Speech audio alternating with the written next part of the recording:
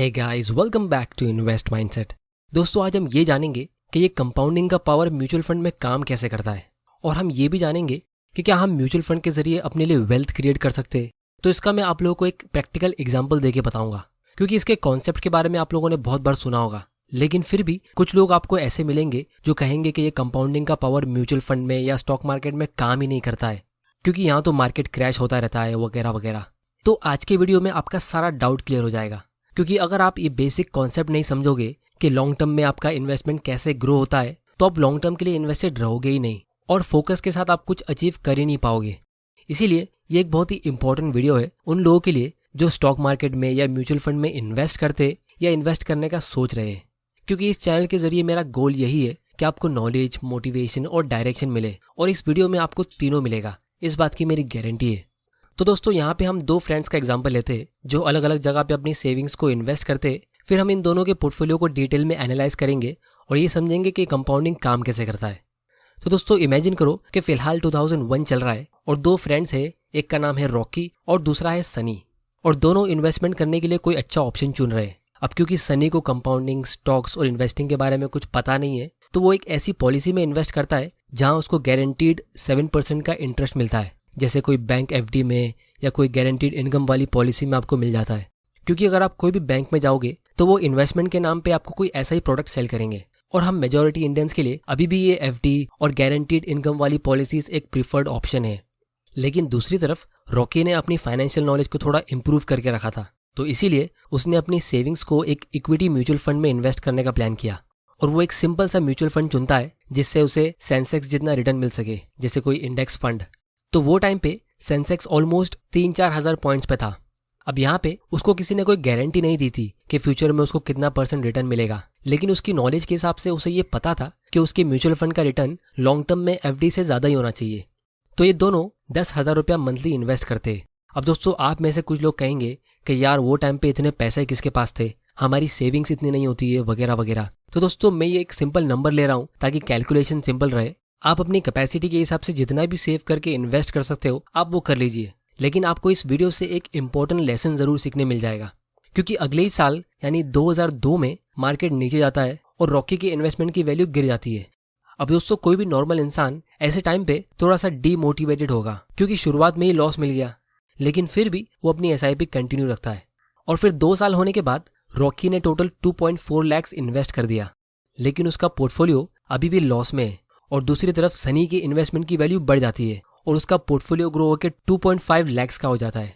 फिर उसके अगले साल मार्केट थोड़ा सा रिकवर करता है और सिर्फ 3.5% ऊपर जाता है, और उस साल भी रॉकी अपनी 10,000 मंथली की एसआईपी के जरिए 1.2 लाख रुपीस इन्वेस्ट करता है, जिसकी वजह से रॉकी की इन्वेस्टमेंट की वैल्यू अभी होती है 3.28 लाख की।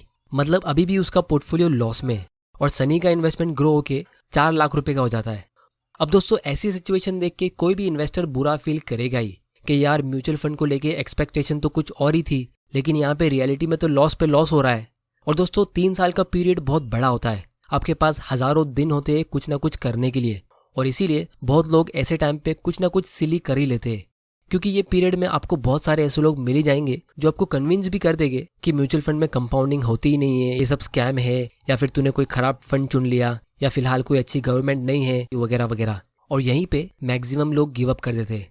लेकिन रॉकी एक स्मार्ट इन्वेस्टर है, तो इसीलिए वो अपनी एसआईपी कंटिन्यू रखता है, और फिर फाइनली मार्केट बहुत अच्छा परफॉर्म करता है और 72% ऊपर जाता है, जिसकी वजह से रॉकी के इन्वेस्टमेंट की वैल्यू हो जाती है 7.75 लाख। लेकिन अभी भी इतना ज़्यादा रिस्क लेने के बाद भी उसने सनी के मुकाबले बहुत ज़्यादा प्रॉफिट नहीं कमा लिया।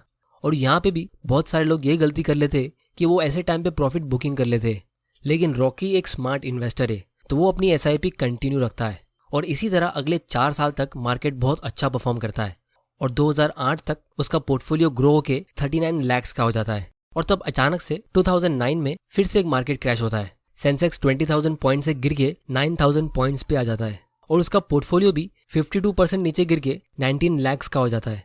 और दूसरी तरफ उसका फ्रेंड सनी बिना कोई टेंशन के 7% के फिक्स्ड रेट से अपनी वेल्थ को 15 लाख में ग्रो कर चुका होता है। तो यहाँ पे अगर आप एनालाइज करोगे तो रॉकी को अभी स्टॉक मार्केट में 9 साल हो चुके हैं और अभी भी उसने कुछ खास अचीव नहीं किया है, लेकिन उसे पता है कि वो लॉन्ग टर्म में किस डायरेक्शन में जा रहा है। फिर टोटल 10 साल के लिए एसआईपी करने के बाद ये दोनों डिसाइड करते कि वो अब ज़्यादा इन्वेस्ट नहीं करेंगे, मतलब अपनी एसआईपी को स्टॉप कर देंगे, लेकिन अपनी इन्वेस्टेड अमाउंट को ग्रो होने देंगे। और इसी तरह सेंसेक्स ऊपर नीचे होते हुए ग्रो होता है और 2021 में ये 53,000 पॉइंट्स पे पहुंच जाता है। और जब ये दोनों रिटायर होते तो सनी के पास होते हैं ऑलमोस्ट 39 लाख रुपीस, लेकिन रॉकी के इन्वेस्टमेंट की वैल्यू होती है 1.13 करोड़। और अगर हम इसके बाद के 10 साल का फ्यूचर एस्टिमेट करेंगे तो मैं यहाँ पे 15% का रिटर्न ले लेता हूँ कैलकुलेशन के लिए। अब दोस्तों फ्यूचर में क्या होगा वो हमें नहीं पता, हो सकता है अगले ही साल 2022 में ही फिर से एक मार्केट क्रैश आ जाए या फिर 5 साल के बाद एक क्रैश आए, वो हमें नहीं पता। लेकिन अगर आप लॉन्ग टर्म के लिए इन्वेस्टेड रहते हो तो जब स्टॉक मार्केट रिकवर करेगा तो आपका पोर्टफोलियो भी रिकवर करेगा। और दोस्तों इंटरेस्टिंग चीज़ ये है कि हो सकता है आपको अपना पहला करोड़ जमा करने के लिए 20 साल लग जाएंगे, लेकिन दूसरा करोड़ आपकी लाइफ का सिर्फ 5 साल के अंदर आ सकता है बिना आपके कुछ काम किए। और फिर उसके बाद का तीसरा करोड़ 3 साल में आ जाएगा और उसके बाद का चौथा करोड़ उससे भी कम टाइम में आएगा। और अगर आप पूरे 20 साल के लिए इन्वेस्ट करते रहोगे या फिर मार्केट क्रैश के बीच और ज़्यादा इन्वेस्ट करोगे तो और भी बढ़िया। और दोस्तों रॉकी अगर उसके पोर्टफोलियो में से 4% हर साल विड्रॉ भी करता रहेगा तो भी उसकी वेल्थ ग्रो होती रहेगी और उसको रेगुलर इनकम भी मिलता रहेगा, क्योंकि उसका पोर्टफोलियो तो 10-15% के रेट से बढ़ रहा है और वो विड्रॉ सिर्फ 4% कर रहा है। जैसे फिलहाल 1 करोड़ का 4% होता है 4 लाख रुपीस। इसको फायर मूवमेंट कहते हैं, जिसकी ज़्यादा डिटेल्स मैंने ये वाले वीडियो में डिस्कस की है, इसकी लिंक आपको नीचे डिस्क्रिप्शन में मिल जाएगी। और दोस्तों अगर सनी जिंदगी भर भी कोई ऐसी जगह पे इन्वेस्ट करता रहेगा जहां उसको 8-9% का गारंटीड रिटर्न मिलता है तो भी वो रॉकी के आसपास कभी पहुंच ही नहीं पाएगा। तो दोस्तों आपको एक फील आ गया होगा कि इक्विटी फंड से वेल्थ क्रिएट हो सकती है या नहीं। लेकिन दोस्तों दिखने में जितना सिंपल लग रहा है ये उतना है नहीं, क्योंकि लोग बहुत सारी मिस्टेक्स कर लेते हैं जिसका एहसास उनको काफ़ी लेट होता है और बहुत लोगों को तो उनकी गलतियों के बारे में पता भी नहीं चलता है। तो इसीलिए कुछ ऐसी बड़ी बड़ी और कॉमन मिस्टेक्स के बारे में आज मैं डिस्कस कर लेता हूँ जिसको अवॉइड करके आप अपने लाखों रुपए सेव कर सकते हो। तो सबसे पहला लेसन हमें इस एग्जाम्पल से ये मिलता है कि जब आप इक्विटीज़ में इन्वेस्ट करते हो तो आपका पोर्टफोलियो स्ट्रेट लाइन की तरह ऊपर नहीं जाता है। हमारी एक्सपेक्टेशन ये होती है कि जब हम इन्वेस्ट करें तो उसके बाद मार्केट ऊपर ही आता रहे, लेकिन रियलिटी में ये एक रोलर कोस्टर राइड होती है, क्योंकि अगर ये एक स्ट्रेट लाइन होती तो सब लोग यहीं पे इन्वेस्ट कर लेते। फिर दूसरी कॉमन मिस्टेक लोग ये करते कि वो ज़्यादा टाइम तक किसी भी फंड में इन्वेस्टेड रहते ही नहीं है, क्योंकि अगर आप किसी भी फाइनेंशियल एडवाइजर से या कोई नॉलेजेबल पर्सन से पूछोगे तो वो यही कहेंगे कि आपको किसी भी इक्विटी म्यूचुअल फंड में कम से कम 8-10 साल के लिए इन्वेस्टेड रहना चाहिए। लेकिन असलियत में कुछ और ही हो रहा है, क्योंकि अगर आप एमफी का डेटा चेक करोगे जो इंडिया के म्यूचुअल फंड को रेगुलेट करते हैं तो आपको पता चलेगा कि आधे से ज़्यादा इंडियंस अपने म्यूचुअल फंड को 2 साल के लिए भी होल्ड नहीं करते। आप खुद देख सकते हो 12% लोग अपने म्यूचुअल फंड में 1 महीने से भी कम टाइम के लिए इन्वेस्ट करते, मतलब इसके अंदर भी लोग ट्रेडिंग करते।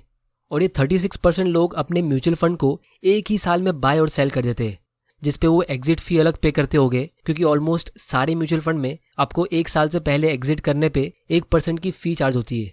फिर ये लोग उस पर ज़्यादा टैक्स भी पे करते होंगे, क्योंकि 1 साल से पहले प्रॉफिट को विड्रॉ करने पे आपको ज़्यादा टैक्स पे करना पड़ता है।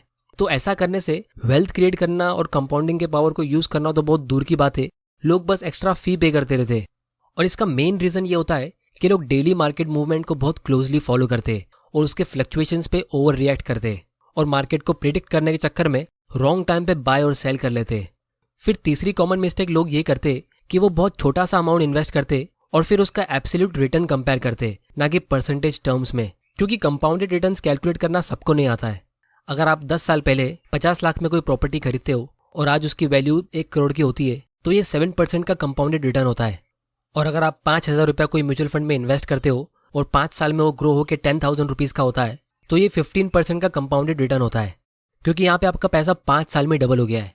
फिर जो लोग लॉन्ग टर्म के लिए इन्वेस्ट कर भी लेते तो वो कोई खराब म्यूचुअल फंड चुन लेते या फिर ऐसे कोई फंड में इन्वेस्ट कर लेते जिसका एक्सपेंस रेशियो बहुत ज़्यादा होता है, जिससे अल्टीमेटली उनको कुछ खास रिटर्न नहीं मिलता है। अब दोस्तों इस एक्सपेंस रेशियो का मतलब होता है फीस। जितना ज़्यादा आप फीस पे करोगे उतना कम आपका रिटर्न्स होगा। और ज़्यादा फीस पे करने का एक रीज़न ये भी होता है कि लोग किसी रेगुलर म्यूचुअल फंड प्लान में इन्वेस्ट कर लेते हैं। अब दोस्तों ये रेगुलर प्लान का मतलब ये होता है कि आप किसी एजेंट के थ्रू म्यूचुअल फंड में इन्वेस्ट करते हो तो एक छोटा सा कमीशन उस एजेंट को मिल जाता है, जो यूजुअली आपके पोर्टफोलियो का 1% होता है। जैसे ये एक्सिस ब्लू चिप फंड का एक्सपेंस रेशियो 1.77% का है और उसी के डायरेक्ट प्लान की फीस 0.5% है। अब बहुत लोग इस छोटे से कॉस्ट को इग्नोर कर देते हैं क्योंकि ये तो बस 1% है, लेकिन इस छोटे से एक्सपेंस रेशियो से कितना फ़र्क पड़ता है हम इसको भी थोड़ा डिटेल में समझ लेते हैं। तो अगर आप इस फंड में 5,000 रुपये का मंथली SIP सेट करते हो 10 साल के लिए तो आप टोटल 6 लाख रुपए इन्वेस्ट करते हो। तो रेगुलर प्लान में इन्वेस्ट करने वालों को इस म्यूचुअल फंड से पिछले 10 साल में 16.9% का रिटर्न मिला, जिसके हिसाब से उनके पोर्टफोलियो की वैल्यू होती है 15.43 लैक्स।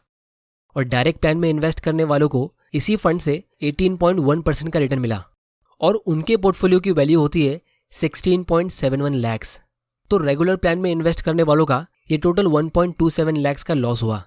अब दोस्तों कहने को तो ये सिर्फ 1.27% था, लेकिन आपके एक्चुअल इन्वेस्टमेंट पे ये 21% का लॉस होता है। और दोस्तों ये तो सिर्फ एक म्यूचुअल फंड का एग्जांपल है, लेकिन ऐसा लॉस आपको सारे रेगुलर प्लान में देखने को मिलेगा। जैसे ये वाला एक म्यूचुअल फंड है जिसने इसमें 10 साल पहले 10,000 रुपये की SIP सेट की थी, तो डायरेक्ट प्लान में इन्वेस्ट करने वालों को 33.5 लैक्स मिला, लेकिन रेगुलर प्लान में इन्वेस्ट करने वालों को 30.5 लैक्स मिला, मतलब ऑलमोस्ट 3 लाख रुपए का लॉस। तो जितना लॉन्ग टर्म के लिए आप ऐसी हाई फीस वाले फंड में इन्वेस्टेड रहोगे, आपका लॉस उतना बढ़ता रहेगा। अब दोस्तों मैं ये इसलिए बोल रहा हूँ क्योंकि आज भी बहुत सारे लोग रेगुलर म्यूचुअल फंड में और हाई फीस वाले फंड में इन्वेस्टेड है, और बहुत लोगों को ये बात पता भी नहीं होगी कि इंडिया में 2013 से पहले जितने भी म्यूचुअल फंड्स होते थे वो सब रेगुलर फंड ही होते थे, क्योंकि जनवरी 2013 के बाद ही सेबी ने रूल निकाला कि सारी म्यूचुअल फंड कंपनीज को उनके जितने भी फंड्स है उन सब के डायरेक्ट प्लान भी लॉन्च करने पड़ेंगे। तो जिसने भी 2013 के पहले किसी भी म्यूचुअल फंड में इन्वेस्ट किया होगा तो उन लोगों ने रेगुलर प्लान में ही इन्वेस्ट किया होगा। और इसीलिए अगर आप किसी भी डायरेक्ट प्लान का पास्ट रिकॉर्ड चेक करना चाहोगे तो आपको 2013 के पहले का रिकॉर्ड मिलेगा ही नहीं, क्योंकि उससे पहले डायरेक्ट प्लान होते ही नहीं थे। लेकिन दोस्तों आज हमारे पास बहुत सारे मोबाइल ऐप्स है जहां से हम इजीली डायरेक्ट प्लान में इन्वेस्ट कर सकते हैं। इनमें से एक है IND मनी ऐप। अब दोस्तों इस ऐप की खास बात यह है कि इसके जरिए आप एकदम आसानी से अपने एग्जिस्टिंग रेगुलर म्यूचुअल फंड को डायरेक्ट म्यूचुअल फंड में कन्वर्ट कर सकते हो। इसका मैं आप लोगों को एक लाइव एग्जांपल दिखाता हूँ। तो जब आप अपने पोर्टफोलियो को इनके साथ सिंक कर दोगे तो आपको यहाँ पे सामने ही एक नोटिफिकेशन आ जाएगा कि आपने कोई रेगुलर म्यूचुअल फंड में इन्वेस्ट किया है। तो आपको यहाँ पे क्लिक करना है, फिर उस फंड को सिलेक्ट करना है, फिर जो अमाउंट आपने रिसेंटली इन्वेस्ट किया है तो उसको ट्रांसफर करने पे आपको एग्जिट फी और कैपिटल गेन्स टैक्स लगेगा। तो इसीलिए ये ऐप आपको सजेस्ट करेगा कि आप उसे थोड़े टाइम के लिए होल्ड करके रखो, और जब उसका 1 साल कंप्लीट हो जाएगा तब आप उसे ट्रांसफर कर दो। तो आप इस स्मार्ट कैलेंडर के जरिए देख सकते हो कि कितना अमाउंट अभी डायरेक्ट प्लान में ट्रांसफर होगा और कितना होल्ड पे है, जो एग्जिट फी और टैक्स की वजह से फ्यूचर में ट्रांसफर होगा। फिर आपको कंटिन्यू पे क्लिक करके कंफर्म कर देना है, और इसी तरह जो भी आपके रेगुलर प्लान के यूनिट्स होंगे वो डायरेक्ट प्लान में कन्वर्ट हो जाएंगे, और जो भी यूनिट्स आपके फिलहाल होल्ड पे उसके लिए आपको फ्यूचर में अलर्ट्स भी आ जाएंगे। तो ये सबसे फास्टेस्ट और आसान तरीका है अपने रेगुलर म्यूचुअल फंड को डायरेक्ट प्लान में कन्वर्ट करने का, वो भी फ्री में। तो दोस्तों अगर आपका कोई फ्रेंड या रिलेटिव म्यूचुअल फंड्स में इन्वेस्ट करता है तो ये वीडियो उनके साथ ज़रूर शेयर करो और उनको भी एजुकेट करो, ताकि वो भी ज़्यादा से ज़्यादा रिटर्न्स कमा पाए। और अगर आप आज म्यूचुअल फंड में इन्वेस्ट करने का सोच रहे हो तो आप एक सिंपल सा इंडेक्स फंड या ETF चुन सकते हो जिसमें सबसे कम फीस होती है। इसके ऊपर मैंने एक अलग वीडियो डिटेल में बनाया है जिसकी लिंक आपको नीचे डिस्क्रिप्शन में मिल जाएगी। अब दोस्तों कुछ लोग कहेंगे कि यार हमें इतना वेट नहीं करना है, हमें तो जल्दी से अमीर बनना है। तो दोस्तों आप वो भी ट्राई कर सकते हो, आप बिजनेस करो, ट्रेडिंग करो, जो मन करता है वो करो, लेकिन उसके साथ में आप अपनी इनकम का एटलीस्ट 10-20% सेव कर ही सकते हो और उसको स्टॉक्स या इक्विटी फंड्स में इन्वेस्ट करके लॉन्ग टर्म के लिए होल्ड कर सकते हो, ताकि अगर आपका जल्दी अमीर बनने का प्लान पूरा नहीं होता है तो एटलीस्ट लॉन्ग टर्म के लिए आप सेफ रहोगे। क्योंकि दोस्तों जितना आसान फाइनेंशियल फ्रीडम अचीव करना हमारी जनरेशन के लिए हो गया है, उतना आसान इतिहास में ये पहले कभी नहीं था। सिर्फ 10 साल पहले म्यूचुअल फंड में इन्वेस्ट करने के लिए आपको बहुत सारे डॉक्यूमेंट्स फिल करने पड़ते थे, दुनिया भर के चक्कर काटने पड़ते थे, लेकिन आज हर एक चीज़ आप घर बैठे बैठे ऑनलाइन कर सकते हो, वो भी एकदम फटाफट। बस आपको पता होना चाहिए कि करना क्या है। तो दोस्तों उम्मीद करता हूँ कि आपको इस वीडियो से कुछ ना कुछ सीखने ज़रूर मिला होगा। अगर आप ऐसे वैल्यूएबल वीडियोस देखते रहना चाहते हो तो इस चैनल को सब्सक्राइब जरूर कर लेना और बेल आइकन प्रेस कर देना, ताकि आप ऐसे कोई वैल्यूएबल वीडियोस मिस ना कर दो। आप मुझे नीचे कमेंट करके बताओ कि मैं कौन सी टॉपिक पे अपना अगला वीडियो बनाऊं। वीडियो पसंद आया तो इसे लाइक करो, नहीं पसंद आया तो डिसलाइक करो। आपका वैल्यूएबल टाइम देने के लिए thank you and good bye.